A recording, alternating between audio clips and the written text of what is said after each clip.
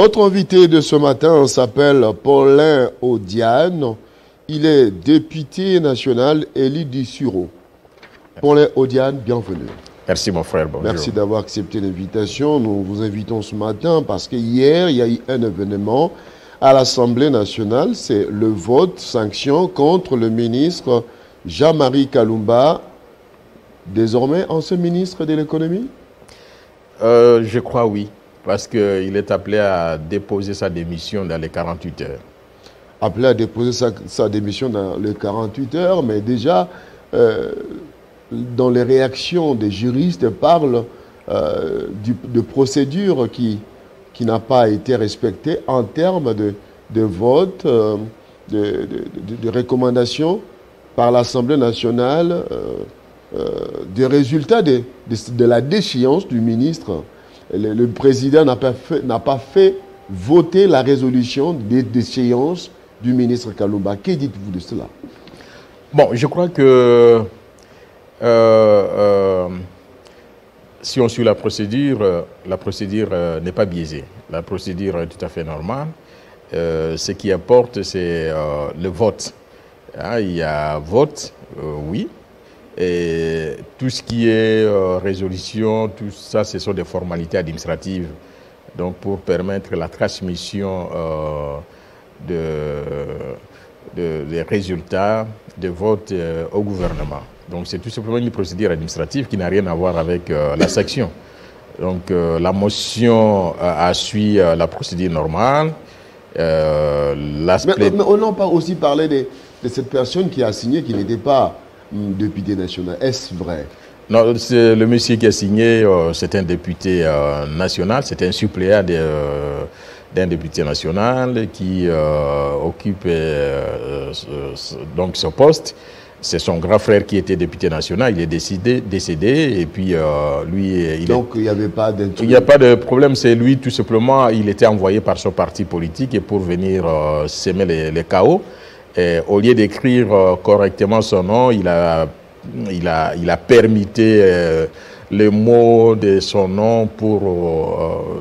dans sa tête, il pensait que ça allait être un handicap pour l'examen de la motion. Mais le droit parlementaire se diffère des autres droits parce qu'il y a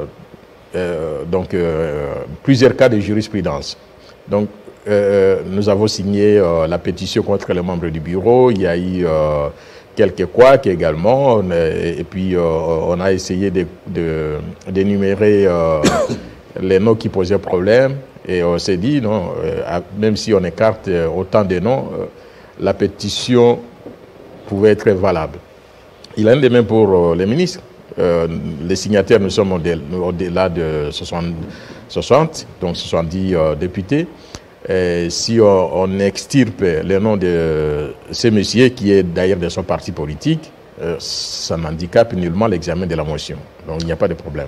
Alors, cela veut dire qu'aujourd'hui, les députés nationaux sont décidés à jouer le rôle de contrôle parlementaire. Dès le début, nous avons dit au bureau que nous avons besoin de contrôle parlementaire. On est député d'abord pour voter des lois et deuxièmement pour contrôler le gouvernement. Donc si on ne contrôle pas le gouvernement ne fera absolument rien. Et puis nous avons tant de lois et il faut contrôler l'exécution de toutes ces lois. Si on ne contrôle pas, à quoi bon voter des lois? Donc il faut tout simplement rester à la maison. Donc, le peuple nous a envoyés pour le représenter et évidemment travailler pour son intérêt. C'est depuis le bureau Mabunda que nous avons commencé à réclamer le contrôle parlementaire. Sous Mabunda, nous avons introduit plus de 300 moyens de contrôle, mais tout était bloqué. Et sous le bureau Mbozo, depuis qu'on a mis à place le gouvernement actuel, c'était la même chose. Et avant qu'on ouvre la session, nous lui avons dit clairement que cette fois-ci, soit vous nous laissez faire le travail, soit vous-même, vous partez. Donc vous êtes obligés de nous laisser travailler. Et je crois que le président a compris que non, il faut que nous puissions travailler. Le président a compris ou le président a cédé à la menace des députés? Bon, si les députés ne travaillent pas, si les députés ne contrôlent pas, alors que la population est en train de pleurer, notre rôle, ça sert à quoi? Nous sommes venus faire quoi alors à l'Assemblée nationale? Nous sommes venus chercher l'argent uniquement ou bien nous sommes venus travailler? Donc, si c'est uniquement pour l'argent, moi je ne peux pas solliciter le vote de la population pour être au palais du peuple. Qu'avez-vous reproché à Jean-Marie Kalumba? Bon, il y a beaucoup de griefs. D'abord, vous êtes citoyen congolais. Vous savez, le ministère de l'économie, c'est un ministère qui s'occupe de la régulation des prix sur le marché. Donc, on peut nous dire aujourd'hui que non, voilà, et oh, Poutine, et oh, guerre en Ukraine, ainsi de suite. Ça, c'est un faux problème. C'est un faux problème parce que les pays voisins, comme ici en Angola, un sac de ciment coûte combien? Donc, et la guerre de Poutine et de son ami de l'Ukraine, là, n'atteigne pas l'Angola. C'est uniquement en RDC qu'on peut parler de la guerre. La guerre qui est d'ailleurs très loin là, qui n'a rien à foutre avec nous ici. Les poissons sur le marché ici, que ce soit les chéchards, que ce soit les poulets, tout ça, ça vient aussi de la Russie ou de l'Ukraine.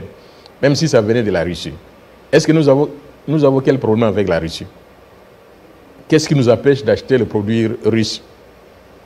Nous, comme pays, et donc la RDC, a un problème avec la Russie. Je ne vois pas.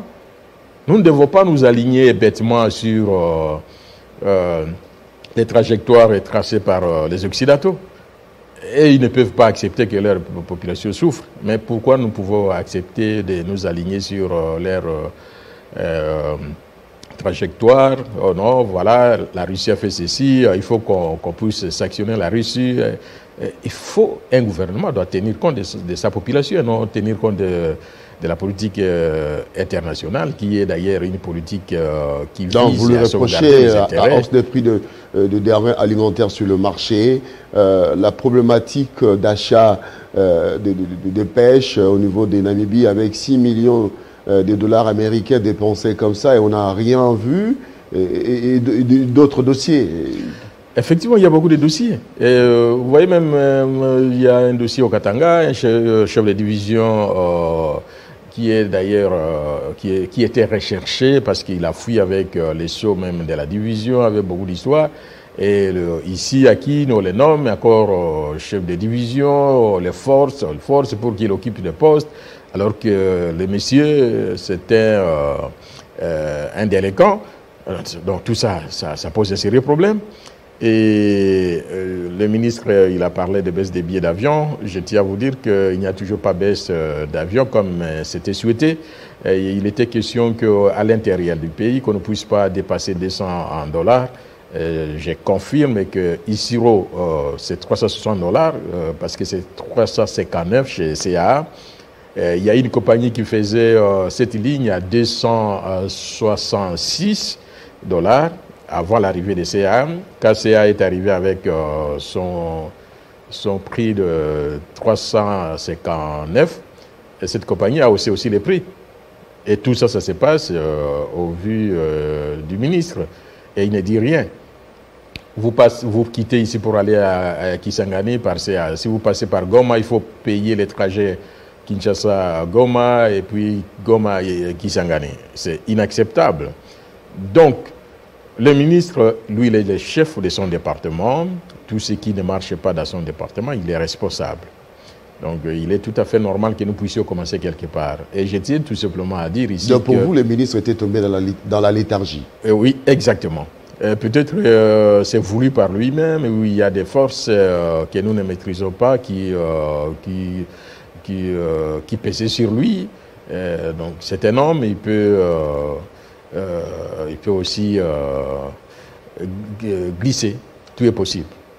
Tout est possible, mais sur le plan politique, la majorité de l'Union sacrée fait tomber un ministre de l'Union sacrée. C'est un message politique que vous lancez à tous les gestionnaires qui ont une portion de responsabilité dans notre pays? Exactement. Et je tiens à préciser que le ministre de l'économie n'est pas le seul à être visé. Il y a d'autres qui sont visés. Et au moment où je vous parle, il y a d'autres motions qui visent certains ministres. Et il ne reste plus que quelques jours pour que ces motions soient déposées au bureau de l'Assemblée nationale. Est-ce une manière de faire le remaniement sans les dire? Je crois que si j'étais le conseiller du président de la République ou du Premier ministre, il fallait remanier cette équipe. Cette équipe, à 80%, ne tournait pas. C'est composé des hommes et des femmes compétents qui n'arrivent pas à satisfaire la population. Et tous les jours, on crie que non, voilà, il y a hausse des recettes, et ainsi de suite. Mais ça sert à quoi, cette hausse des recettes? Si il y a beaucoup d'argent dans la caisse, cet argent doit servir à alléger la souffrance de notre peuple. Vous avez vu vous-même que les enseignants, donc le professeur d'université, depuis qu'on a commencé jusqu'à aujourd'hui, il n'y a pas de cours. On se demande qu'est-ce qui se passe, pourquoi on n'arrive pas à satisfaire ce professeur d'université, les chefs de travaux, les assistants, ainsi de suite, alors que nous disons qu'il y a beaucoup d'argent dans la caisse de l'État. Alors, Kalumba parti, est-ce que ça va jouer sur l'harmonie au sein de la majorité Union Sacrée? Au sein de la majorité, il n'y a pas de problème. D'abord, nous devons retenir que la majorité ne signifie pas protection des hommes et des femmes qui ne travaillent pas. Nous avons été reçus par les chefs de l'État, je crois, à la cité de l'OIA. Les chefs de l'État nous ont demandé de contrôler efficacement le gouvernement. Et nous ne faisons que faire notre travail. Et je tiens ici à préciser également que pendant le processus qui a amené au vote de cette motion, le chef de l'État, en tant que garant du bon fonctionnement des institutions, n'a pas pu donc se prononcer sur cette question. Il a bien joué son rôle, il a dit qu'il est le chef de l'État, il ne peut pas obstruer aux actions des députés de l'Assemblée nationale. Donc il mérite nos encouragements dans ce sens. Ah, donc à ce jour, vous vous sentez boosté par ce comportement, ces mains levées du chef de l'État qui ne veut pas s'interposer pour dire non, laissez mon ministre, il veut bien que vous puissiez faire votre travail. Et prochainement, il y a d'autres têtes qui pourront tomber parce que vous avez besoin réellement de faire votre travail. Vous ne voulez pas que l'IGF vous vole la vedette. Bon, l'IGF, l'IGF ne fait que le contrôle, mais l'IGF n'a pas le pouvoir de sanctionner. Donc, il nous appartient de sanctionner le membre du gouvernement et le gestionnaire des services publics et entreprises publiques, entreprises de portefeuille. Je crois ici, nous devons plutôt dans les jours à venir voir dans quel mécanisme travailler avec l'IGF pour aider les pays à aller de l'avant. C'est-à-dire ici, l'IGF fait son travail de contrôle des finances publiques et nous recevons le rapport et nous appliquons des sanctions contre les mauvais gestionnaires. Donc il faudra envisager cette collaboration entre l'Assemblée nationale, les députés que vous êtes, oui, avec l'IGF pour avoir des éléments techniques et ainsi sanctionner avec précision et concision. Exactement. Donc l'année passée, GI a créé un groupe de députés qui sont favorables à l'action de l'IGF. Comme il y a eu trop de perturbations politiques, on n'a pas pu aller de l'avant, mais je crois que nous allons activer ces groupes pour que nous puissions entrer en contact avec l'IGF pour voir dans quel mécanisme on peut aider les pays à aller de l'avant, oui, dans le sens de la bonne gouvernance.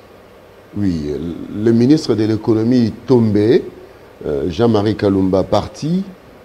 Que faire maintenant pour baisser les prix des denrées alimentaires sur le marché? Parce que la population demande que ça, voir les prix baisser. Le ministre est parti. Est-ce qu'on a crevé l'abcès? Il est parti au chef du gouvernement. avec son équipe. Je crois au niveau du gouvernement, il y a ce qu'on appelle cellule économique et financière. Cette cellule doit étudier... Avec une commission composée des ministres sectoriels. Sectoriels, exactement, c'est ça le terme. Je crois qu'il appartient à cette commission de travailler, de trouver vite la solution à tout ce qui se passe sur le marché. Et si ça ne se passe pas correctement, donc nous pensons que le gouvernement devrait démissionner. Le gouvernement devait démissionner. Exactement. C'est-à-dire que si les choses ne changent pas, vous êtes même décidé à initier une motion de censure contre le Premier ministre? Exactement. Le gouvernement ne doit pas être là pour le plaisir d'être gouvernement. Le gouvernement doit être là pour résoudre les vrais problèmes de la société. C'est ça un gouvernement. Vous voyez, un gouvernement doit planifier les actions à mener. Ça ne doit pas être une histoire, chacun se réveille le matin, il décide, il fait ce qu'il veut, sa planification, ça ne peut pas fonctionner de cette manière-là. Il faut que les actions soient chronométrées dans le temps. Et il faut que le chef du gouvernement soit à même de pousser le ministre au travail. Il faut coter les ministres sur base des projets, de programmes bien planifiés. C'est comme ça qu'on doit travailler. Moi, j'ai été, pendant au moins 2 ans, j'ai été ministre provincial dans la Grande Orientale. On travaillait avec Bamanissa. Donc, nous étions chaque fois de côté par une structure de la Banque mondiale qui nous suivait chaque mois, chaque année. Et puis, il y avait des cotations à donner à chaque ministre. On ne peut pas laisser les gens comme ça, il n'y a rien, on n'évolue pas, ça ne peut pas marcher. Donc, aujourd'hui, vous êtes plus que déterminé à jouer votre rôle à l'Assemblée nationale. Le ministre, le mandataire public n'ont qu'à bien travailler, sinon, c'est l'interpellation qui arrive à l'Assemblée nationale. Exactement. Donc, au moment où nous parlons, je précise qu'il y a beaucoup de moyens de contrôle qui sont sur le bureau. Il y a question orale avec débat. Question orale avec débat. D'ailleurs, j'ai initié une question orale avec débat à charge du ministre de l'Énergie. Je suis entré chez vous ici, j'ai connu les mêmes problèmes de l'énergie. Donc ça prouve que... l'électricité. L'électricité. Le ministre ne fait pas correctement son travail. Dans mon quartier, moi j'habite ma campagne, la coupure est devenue monnaie courante. Chaque jour, il y a coupure, même 10 fois par jour. Il n'y a pas d'explication. Vous dormez sans courant et puis on remet le courant aux alentours de 2 heures du matin. Je ne sais pas si ces gens font quoi la nuit. Donc, il n'y a pas de panne, il n'y a rien, mais des coupures intempestives. Sans justification, ça communiquer, dire à la population il y a tel problème. Dans un pays qui se respecte, on ne peut pas vivre de cette manière-là. C'est comme si nous sommes des animaux et puis on nous traite comme ça et personne n'ose dire quoi que ce soit parce que nous sommes devant un gouvernement des warriors. C'est pas possible. On comprend que l'Assemblée nationale a pris une décision courageuse de faire tomber le ministre de l'économie Jean-Marie Kalumba et ça donne le ton à voir d'autres ministres venir répondre d'une manière ou d'une autre à une question avec débat, question d'actualité, mais pourquoi pas aussi à une motion de défiance, d'autres motions de défiance. Alors, merci beaucoup, honorable Paulin Odiane, d'avoir nous accordé cette interview qui confirme réellement que l'Assemblée nationale a joué son rôle. Merci beaucoup. C'est à moi de vous remercier pour l'opportunité que vous avez bien voulu nous accorder. Alors, afin que nous puissions... Une question de discrétion, voilà. Oui. C'est qui le prochain ministre qui va tomber?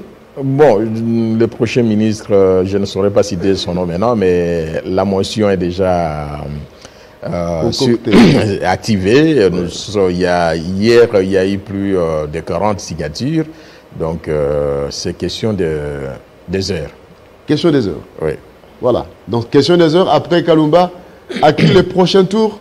Question marque. Tout de suite, sur Télé 50, la suite avec notre deuxième invité.